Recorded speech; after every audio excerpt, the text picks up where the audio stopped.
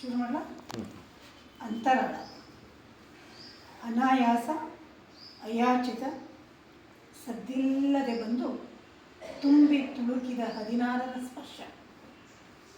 ಕಣ್ಣ ತುಂಬಿಸಿ ಕೆಲವರ ಕಣ್ಣ ಕುಕ್ಕಿಸಿ ಬೆಳೆದ ಕನ್ಯೆ ಕಾದಳು ಶ್ರುತಿಪೆಟ್ಟಿಗೆ ಹೊತ್ತು ಗರ್ಭಿತ ಪದ್ಯವಾಗಬಯಸಿ. ಕಂಡಳು ಹಾರ ಗುದುರೆಯ ಬೆನ್ನೇರುವ ಕನಸು. ಆಡುತ್ತಿರಳು ಕಲ್ಲಾಟ ಗೆಳತಿಯೊಡನೆ. ಆಕಸ್ಮಿಕ ಬಂದವ ದೊರೆ ಕೌಶಿಕ. ಆ ಬೀದಿ ಸೇರದಿದ್ದೀತೆ ಹೆಣ್ಣಿಗೆ ಪದವಿ ಇರುವ ಗಂಡಸು. ಗಮಗಮಿಸುವ ಮನಸ್ಸು ಹೊತ್ತು ಚಿಮ್ಮಿಸಿ ಹೊಸ್ತಿಲ ಮೇಲಿಟ್ಟಾಕಿ ಒಳ ಬಂದಳು ಬಲಗಾಲಿಟ್ಟು. ಉರಿಸಿಕೊಂಡಳು ಮೀಸಲು ಮುದದಲ್ಲಿ. ಆರುತ್ತಿದ್ದಂತೆ ಕಾವು ನಿಜದ ಗೋಚರ. ಬೇಕಾಗಿದ್ದವ ಯಾರು ಎಂಬುದರ ಅರಿವು ಗೊತ್ತಾಗದಿದ್ದೀತೆ. ಕೂಡಿದ್ದವಳ ಮಿಡುಕಾಟ ಗಂಡಿಗೆ ಅಡಗಿರುವ ಜೀವ ಬೀಜ ಮೊಳೆಯುವ ಮೊದಲೇ ದುರ್ಗಂಧ. ಮೊಳೆಯುವ ಮೊದಲೇ ದುರ್ಗಂಧ. ಇಲ್ಲದೆ ಒಳಚರಂಡಿ ಮೂಗಿಗೆ ಮುಟ್ಟುವ ಗಾಳಿ. ಗಾಢವಾಗಿದ್ದು ಈಗ ಕಟ್ಟೆ ಸಡಲಿದ ಬಾವಿ. ಇಣುಕಿದರೆ ಪಾತಾಳ. ತೊದಲತೊಡಗಿತು ಬೆಳಕಿನ ಬೆಳಕು ಕೂಡ. ತೊದಲತೊಡಗಿತು ಬೆಳಕಿನ ಬೆಳಕು ಕೂಡ. ಶಿವನಲ್ಲ ಇವ ಚಪಲದ ಕೌಶಿಕ. ಬೆವರಿಸಬಲ್ಲ ಬಗಲ ಮಾತ್ರ. ಸೆರಗ ಹಿಡಿಯಬಲ್ಲ ಮರುಳ. ಗಾಡಿ ಮೋಡಿಯಲ್ಲಿ ಒಂದುಗೂಡಿ ಸಂಜೆಯೊಡನೆ ಜಗುಳಿದ ಸಂಭ್ರಮ. ಹೊಸ್ತಿಲ ಒಳ ಹೋಗುವಾಗ ಹಾಕಿದ್ದ ಸಡಗರದ ಹೆಜ್ಜೆಯ ಹಳಹಳಿಕೆ. ಪರಿತಪಿಸಿ ಹಂಬಲಿಸಿ ನರಳಿ ಈಗ ಇನ್ನಷ್ಟು ನೋಯಿಸುವ ಮನಸ್ಸು. ಒಬ್ಬರಿಗೊಬ್ಬರು ಕ್ರೂರಿ. ಆಡುವ ಮಾತು ಒಂದೊಂದು ಚೂರಿ. ಜೊತೆಯ ಜೀವ ಒಲ್ಲದ್ದನ್ನೇ ಮಾಡಿ ಆಡಿ ರಂಪಾಟ. ಹಾಡಿರದ ಗವಿಯೊಳಗೆ ರಾಗವಿರದ ತಾಳ. ತೆಕ್ಕೆಗೆ ಒಗ್ಗದವಳ ಬಗ್ಗಿಸಿಕೊಳ್ಳಲಾರದೆ ನಂಜು ಮಾತಿನ ಗುದ್ದಲಿಯನ್ನು ಒತ್ತಿ ಒತ್ತಿ ಕುತ್ತಿ ಕುಕ್ಕಿ ಕಣ್ಣ ಕೊನೆಯಲ್ಲಿ ನೀರ ಅಣಕಿಸುವ ತವಕ. ದಿನಕ್ಕೊಂದು ಗಾಯ ಮನಸ್ಸಿನಾಳದಲ್ಲಿ. ಹಿಂಗಿದ ಬಳಿಕ ಇಂಗಿತ ಜ್ಞಾನ ಸೀಳಿ ಎರಡಾಗಿ ಹರಿಯಬಾರದೆ. ಸರಾಗವಾಗಿ ಉಸಿರಾಡಬಾರದೆ. ಅರಿವಿಲ್ಲದ ಆವೇಶಕ್ಕೆ ಒದಗುವುದು ಎಂದು ಕಲ್ಯಾಣ ಸೃಷ್ಟಿಸುವನೇ. ಹೊರಬರಲೇಬೇಕು. ಮುಳುಗಿದ್ದರು ಕರ್ಮಕಾಂಡ ಬಗೆದು. ಬಿಡುಗಡೆಗೆ ದಾರಿ ತೋರಿದ ಕೌಶಿಕ. ಅಂದು ಬಿಟ್ಟ ಅನ್ನಬಾರದನ್ನು ಕೂಡಿದ್ದವಳಿಗೆ. ಪಾದ ಹಿಡಿಯಲು ಬಗ್ಗಿದರೆ ಕಾಣುವುದೇನು ಜಂಗಮನಿಗೆ ಹೇಳೆ ಹೆಣ್ಣೆ. ಒಳಗಿನ ಮಾತು ನುಸುಳಿತು ಹೊರಗೆ. ನುಡಿದು ಸಣ್ಣವನಾದ ದೊರೆ. ಹಿಡಿದ ಸೆರಗ ಸಿಡಿದಳು. ಅವ ಹಿಡಿದಿದ್ದನ್ನು ಅಲ್ಲೇ ಬಿಟ್ಟು ಬಂದಳು ಈಕೆ ಹೊರಕ್ಕೆ. ಕಾಯುತ್ತ ಕೂತಳು ತಟಸ್ಥಳಾಗಿ ಆಶಯ ಸಂಕಲ್ಪದ ನಡುವೆ.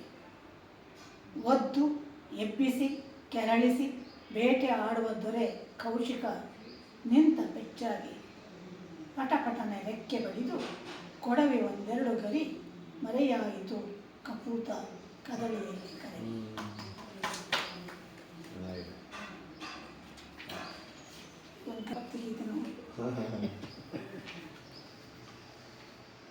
ಬೇಡ ಬೇಡ ಅಂತ ಅನ್ನಿಸ್ಬಿಟ್ರೆ ಅವನಿಗೆ ಬೇಡವಾದದ್ದನ್ನೇ. ಬಹಳಷ್ಟು ಆ ಥರದ ಕಥೆಗಳಿವೆ.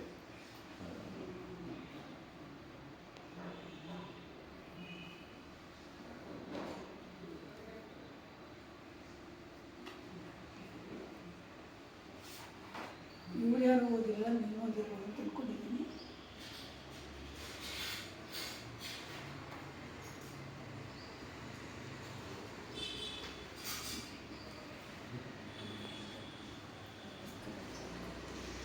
ಪದ್ಮನಾಭರು ರಾಜರಲ್ಲಿ ಕೂದಲು ಕೊಟ್ಟಿದ್ದು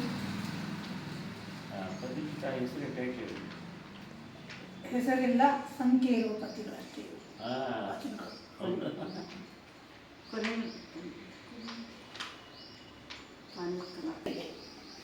ಗೋಮಾಂಸವಿರಲಿ, ಎಸೆಯುವುದೇನೋ ಎಸೆದು ಬಿಟ್ಟಿರಿ. ಮಸೀದಿ ದೇವಸ್ಥಾನದ ಮುಂದೆ ಯಾಕೆ ಎಸೆದಿರಿ?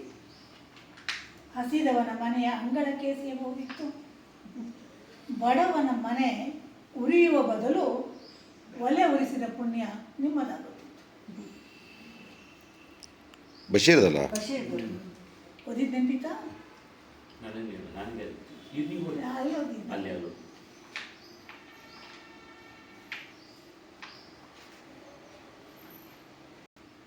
ಹಜ್ ಯಾತ್ರೆಗೆಂದು ಜೀವನ ಪೂರ್ತಿ ಕೂಡಿಟ್ಟ ಹಣವನ್ನು ನೆರೆಮನೆಯ ಬಡ ಹೆಣ್ಣು ಮಗಳ ಮದುವೆಗೆ ಕೊಟ್ಟು ಬಿಟ್ಟ. ಅಚ್ಚರಿ ಎಂದರೆ 10 ದಿನ ಕಾಬಾ ಅವನ ಮುಂದೆ ನಿಂತಿತ್ತು. ಹಜ್ ಯಾತ್ರಿಕ ಮಕ್ಕಾದಲ್ಲಿ ಇದ್ಕೊಂಡು ಬೇರೆ ಪದ್ಯನೇ. ಹಜ್ ಯಾತ್ರಿಕ ಮಕ್ಕಾದಲ್ಲಿ ಕೊಟ್ಟ ಕೂದಲು, ತಿರುಪತಿಯಲ್ಲಿ ಭಕ್ತ ಕೊಟ್ಟ ಮುಡಿ, ಯಾವುದೋ ಊರನ್ನೆಲ್ಲ ದಾಟಿ ಒಂದೇ ಗೋಣಿ ಚೀಲಗಳು ಒಂದಾದವು. ನನಗೆ ಬಹಳ ಇಷ್ಟವಾದ, ಎಲ್ಲಿ ಕವಿ ಬರೆಷ್ಟು ಕರೆದು ಈ ಪದ್ಯ ಓದ್ತೀನಿ. ಒಂದೇ ಗೋಣಿ ಚೀಲಗಳು ಯಾವುದೋ ಊರನ್ನೆಲ್ಲ ದಾಟಿ ಒಂದೇ ಗೋಣಿ ಚೀಲದಲ್ಲೂ ಒಂದಾದವು. ತಕ್ಕಡಿಯಲ್ಲಿ ತೂಗಿದವನು ಎರಡಕ್ಕೂ ಒಂದೇ ಬೆಲೆ ಕಟ್ಟಿಬಿಟ್ಟ.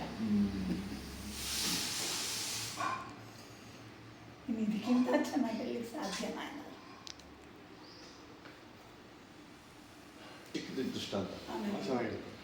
ಕಾಡಲ್ಲಿ ಗೆಣಸು ಅಗಿಯುತ್ತಿದ್ದಾಗ ಬಡವನಿರಲಿಲ್ಲ ದೊರೆಯೇ. ಕಾಡಲ್ಲಿ ಗೆಣಸು ಅಗಿಯುತ್ತಿದ್ದಾಗ ಬಡವನಿರಲಿಲ್ಲ ದೊರೆಯೇ. ಮನುಷ್ಯ ಚಿನ್ನ ಅಗೆದ ದಿನ ಬಡವ ಹುಟ್ಟಿ.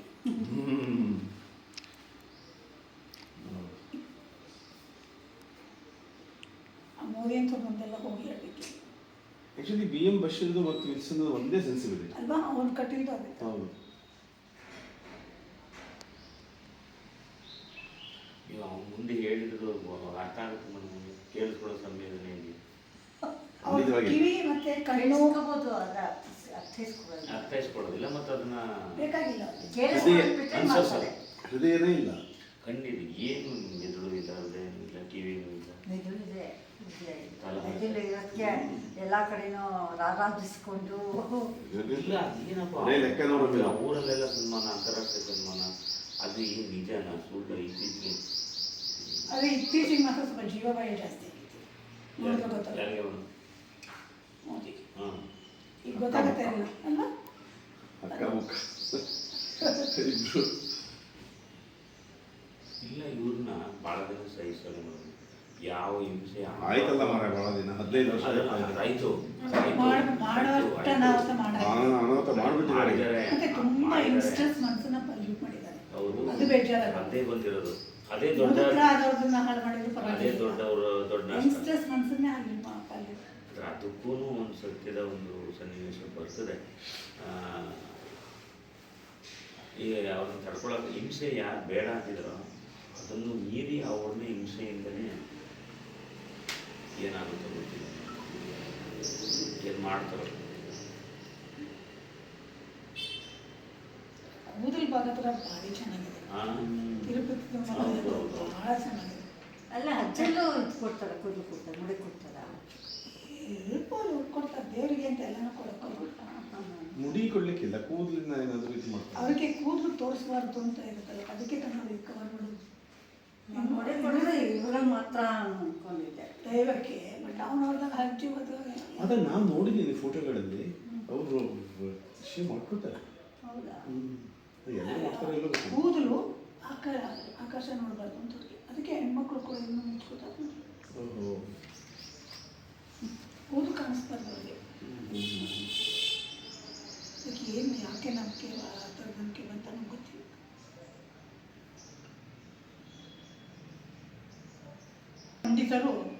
ನಿಮ್ಮ ಪಂಡಿತರು ನಿನ್ನ ಆರಾಧನೆಗೆ ಎಂದು ನಮಾಜಿಗೆ ನಿಂತರು. ಇದೀಗ ನಿನ್ನನ್ನು ಮರೆತು ನಮಾಜನ್ನೇ ಆರಾಧಿಸತೊಡಗಿದರು. ಎಲ್ಲಾಣೆ ಬರ್ಬೋದು.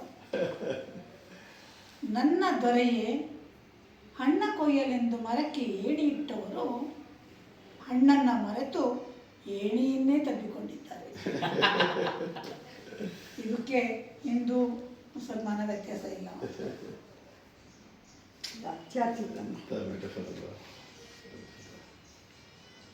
ಸುಮ್ಮನೆ ನಾವು ಅದಕ್ಕೆ ಮಾತಿನ ಮೇಲೆ ಮಾತು ಶಬ್ದ ತುಂಬ್ತೀವಿ. ನೋಡಿ ಅವನು ಎಷ್ಟು ಚೆನ್ನಾಗಿ ಹೇಳ್ಬಿಟ್ಟ. ನಮಾಜಿಗೆ ನಿಂತರು, ಇದೀಗ ನಿನ್ನನ್ನು ಮರೆತು ನಮಾಜನ್ನೇ ಆರಾಧಿಸಿದ್ದಾರೆ. ನೀವಂದ್ರೆ ಶುಕ್ರವಾರ ತಗೋತಾರೆ ಅಂತ ಅದೇ. ಆದರೆ ಬಸವಣ್ಣದನ್ನು ಎಷ್ಟು ಚೆನ್ನಾಗಿ ಹೇಳೋದ. ಭಕ್ತಿ ಎಂಬುದ ಮಾಡಬಾರದು. ನಿಜವಾದ ಭಕ್ತಿ ಮಾಡಿದ್ರೆ ಹೋಗುತ್ತಾ ಕೊಯ್ಯುವುದು, ಬರುತ್ತಾ ಕೊಯ್ಯುವುದು. ನಿಜವಾದ ಭಕ್ತಿ ಮಾಡಬಾರ್ದು. ಎಲ್ಲ ವಚನಕಾರರು ಕೆಲಸ ಮಾಡಿದ್ದಾರೆ. ಮಾತ್ರ ಅಕ್ಕ ಮಹಾದೇವಿ ನಿಜವಾದ ಪ್ರೀತಿ ಮಾಡೋದು ತುಂಬ ಕಷ್ಟ. ಈ ಲೋಕದ ಗಂಡಂದಿರೋದು ಅದು ಗರ್ಗಸನೇ. ಹಾಗಾಗಿ ಕಷ್ಟ ಹೊಡೆದರು. ಮುಕ್ತಾಯಕ್ಕ ಅಲ್ಲಮ್ಮವ್ರಿಗೆ ಮಾತು ಶಬ್ದ ಹೆಂಗೆ ಶಬ್ದ ಅವಳಂತೂ ಮುಕ್ತಾಯಕ್ಕ ಇವನಿಗೆ ಅಲ್ಲಮ್ಮ ಸವಾಲಾಗ್ತಾಳಲ್ಲ, ಶೂನ್ಯ ಸಂಪಾದನೆ ಸವಾಲಾಗ್ತಾಳೆ ಅಲ್ಲ. ಅಣ್ಣ ಸತ್ತ ಅಂತ ಅಂತಿರ್ತಾಳೆ, ಇವನು ಸಮಾಧಾನ ಮಾಡಕ್ಕೆ ಹೋಗ್ತಾನೆ. ಆಡ್ಬೇಡ, ನಿನ್ನ ಅಣ್ಣ ಮಾತು ಬಂದ್ಬಿಡ್ತು ಹೊರಗಡೆ ಅಂತ ಹೇಳಿ ಸತ್ತ, ಆತ್ಮಹತ್ಯೆ ಮಾಡಿಕೊಂಡ. ನೀನು ಅದೇ ಮಾತನ್ನ ತಂದು ನನಗೆ ಸಮಾಧಾನ ಮಾಡಕ್ಕೆ ಬರ್ತಿದೀಯಾ? ನೀನೊಬ್ಬ ನುಡಿ ಸೂತಕ್ಕೆ ಹೋಗು. ನುಡಿ ಸೂತಕ್ಕೆ ಏನೋ ಪದ ಅಲ್ಲಿ ಬಂತು. ಅದಕ್ಕೆ ಅದೆಲ್ಲವನ್ನ ಆನ್ಸರ್ ಕೂಡ ಬಹಳ ಬಂತು, ತುಂಬಾ ಚೆನ್ನಾಗಿದೆ. ಚೆನ್ನಾಗಿದೆ. ಮಾತು ಅಲ್ಲಮ್ಮನಿಗೆ ಗರ್ಗಸ, ಅಕ್ಕ ಮಹಾದೇವಿಗೆ ಪ್ರೀತಿ ಗರ್ಗಸ. ಅಂದ್ರೆ ಆ ತೀವ್ರತೆ ಇದೆ ಅವರಲ್ಲಿ. ನೀನು ಯಾವುದೇ ಭಾವ ಆದ್ರೂ ಅದನ್ನು ನೀನು ತೀವ್ರವಾಗಿ ಅನುಭವಿಸಿದಾಗ ಯು ಜಸ್ಟ್ ಎಕ್ಸ್ಪೀರಿಯನ್ಸ್, ಅದು ಗೊತ್ತಾಗುತ್ತೆ. ಅದನ್ನು ಹೇಳ್ಕೊಳಕ್ಕೆ ಬರಲ್ಲ. ನಾನು ಅದಕ್ಕೆ ಅವಾಗಲೇ ಹೇಳಿದ್ದು, ಪಟ್ಟಾಭಿಗೆ ಅವನು ಇಷ್ಟಪಟ್ಟಾಗ ಒಂದು ಬದುಕಿದ ಅಷ್ಟೇ.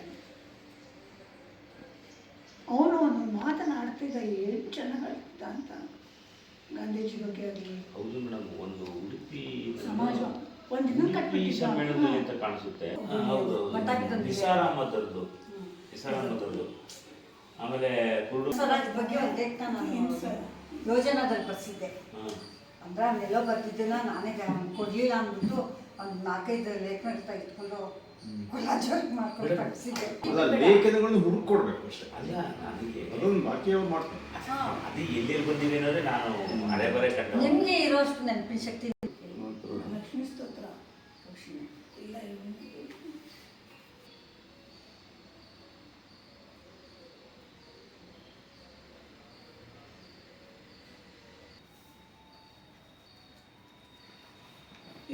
ಜ್ಞಾನಪೀಠ ಇಲ್ಲಿ ಯಾರು ಮಾರಾಟ ಮೈಸೂರಲ್ಲಿ ಗೊತ್ತಿಲ್ಲ. ಇದು ಪೆಣ್ಣಿನವರು ಸಾಮಾನ್ಯವಾಗಿ ಅವರ ದೋಷ ಪಡ್ಬೋದು. ಒಂದು ಸ್ವಪ್ನದೊಳಗಂತೂ ಇರುತ್ತೆ, ಉಳಿಯೋ ಕವಿ ಅಂತ ಸ್ವಪ್ನ ಇರುತ್ತೆ ಅಂತ ಅವ್ರು ಹೇಳಿದ್ದಾರೆ ನನಗೆ. ಒಂದಂತೂ ಹೇಳ್ಬೋದು, ಬೇಕಾದವರು ಉಳಿಯುವ ಕವಿ. ಜೊತೆಗೆ ಕಡಿಮೆ ಓದಿನಲ್ಲಿ ಕಮಲಾಕರ್ ಅವರಿಗೆ ಅನಂತಮೂರ್ತಿ ಅವ್ರಿಗೆ ಇದು ಬಂದಾಗ ನಾನು ಚಿಕ್ಕ ಕಿರಿಯರಾಗಿದ್ದೆ. ಯಾರು ಬರೆದ್ರು ಮೊನ್ನೆ ಇಲ್ಲ ನಾನು ಅಧ್ಯಕ್ಷ ಭಾಷಣ ಮಾಡಕ್ಕೆ ಹೋಗ್ಬೇಕಿತ್ತು ಕವಿಗೋಷ್ಠಿಗೆ. ಅವ್ರ ಮಂಗಳ ಕೊಟ್ಟಿತ್ತು ಬಶೀರ್ದು. ಅದೆರಡನ್ನೂ ಇಟ್ಕೊಂಡು ನಾನು ಮಾತಾಡ್ತೀನಿ. ಎಷ್ಟು ಚೆನ್ನಾಗಿದೆ. ಒಂದು ಪದ್ಯ ಓದ್ಬಿಟ್ಟು ನಾನು ಗಂಟೆ ಬೇಕಾದ್ರೆ ಮಾತಾಡ್ತೀನಿ. ಅದು ಈಗ ಇವತ್ತಿನ ಇದು ಸಿದ್ದರಾಮಯ್ಯ ಅವ್ರನ್ನೆಲ್ಲ ಬೈತಾರಲ್ಲ, ಅವ್ರ ಹೆಸರುಗಳನ್ನೇ ಹೋಗ್ಬೋದು ಅದಕ್ಕೆ. ನಾವು ಶಿವಮೊಗ್ಗದಲ್ಲಿ ಹುಟ್ಟು ಬೆಳೆದವರಲ್ವಾ. ನನ್ನ ತಂದೆ ಡಾಕ್ಟರ್, ಮತ್ತು ಅವ್ರು ಆತ ರಾಜಕಾರಣಿ, ಪಕ್ಕ ರಾಜಕಾರಣಿನೇ, ನನ್ನ ಪಾತ್ರಗಳೇ ಬಂದಿಲ್ಲ. ಅವರಿಗೆ ಒಂದು ಸ್ನೇಹಿತರದೊಂದು ಗುಂಪಿತ್ತು. ಆ ಗುಂಪಲ್ಲಿ ಒಬ್ಬ ಮುಸಲ್ಮಾನ, ಒಬ್ಬ ಕ್ರೈಸ್ತ, ಇನ್ನೊಬ್ಬ ಈ ಇವರೆಲ್ಲ ದುರ್ಗಮ್ಮನ ದೇವಸ್ಥಾನದವರೆಲ್ಲ ಅವರೆಲ್ಲ ಬಸವಲಿಂಗಪ್ಪನ ಮಾವ, ಬೋಸ ಮಿನಿಸ್ಟರ್ ಆಗಿದ್ರಲ್ಲ, ಬೋಸ ಬಸವಲಿಂಗ ಅವರ ಮಾವ, ಕೊಟ್ಟ ಮಾವ. ಅವರು ನಮ್ಮನೆ ಬೀದಿನಲ್ಲೇ ಇದ್ರು.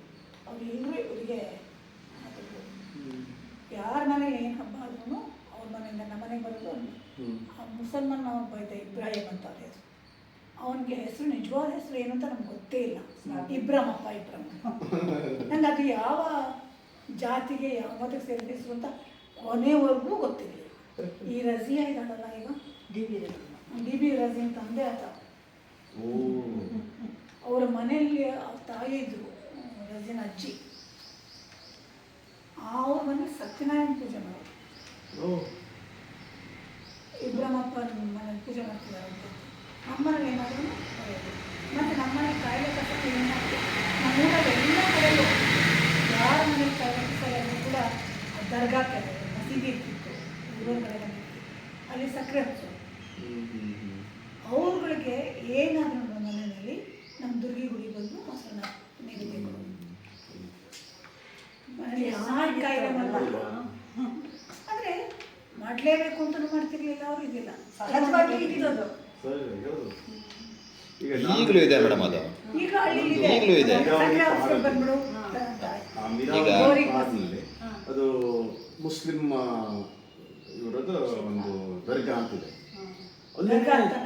ದರ್ಗಾಕ್ಕೆ ಹೋಗಿ ಸಕ್ಕರೆ ಅಲ್ಲಿ ಹಿಂದೂಗಳು ಹೋಗ್ತಾರೆ. ಬಾಬಾಯಿನಾಥದಲ್ಲಿ ಈಗಲೂ ಮಾಡ್ತಾರಲ್ಲ ಮೇಡಮ್, ಮೊಹರಮಲ್ಲಿ ಈಗಲೂ ನಮ್ಮೂರಲ್ಲಿ ನಮ್ಮನೆ ಹತ್ರನೇ ಕುಣಿಸೋದು, ಎಲ್ಲ ಸೇರೆ ಮಾಡೋದು. ಮೇಡಮ್ ಜನ ಚೆನ್ನಾಗಿ ಅವ್ರನ್ನ ಕೇಳಿಸಿ ಹಾಳು ಮಾಡಿ ಪ್ರವೋಕ್ ಮಾಡಿ ಆಮೇಲೆ ಕೆಲಸ ಮಾಡ್ತಾರೆ. ಅಲ್ಲಿ ಚೆನ್ನಾಗಿದ್ದಾರೆ ಇವತ್ತು. ಕಡದಾಳ ಶ್ಯಾಮನವರು ಊರಿಗೆ ಸುಮಾರು 31 ವರ್ಷದಿಂದ ಕಡದಾಳ ಶ್ಯಾಮನವರು ಊರಲ್ಲಿ ಇದರಲ್ಲಿ ಮೈದೊಳಗಲ್ಲಿ ಒಂದಲ್ಲಿ ಕನ್ನಡ ರಾಜ್ಯ ಸರ್ಕಾರದಿದ್ರು ನನ್ನ ಸಹಪಾಠಿ ಅವನು ಗೌತಮ ಮಾಸ್ಟರ್ ಅವನು ಕರೆದಿದ್ದ. ಒಂದೇ ಒಂದು ಮುಸ್ಲಿಂ ಕುಟುಂಬ ಇಲ್ಲದೆ ಇರೋ ಊರಲ್ಲೂ ಕೂಡ ಮೊಹರಂ ಆಚರಣೆ ಇದೆ.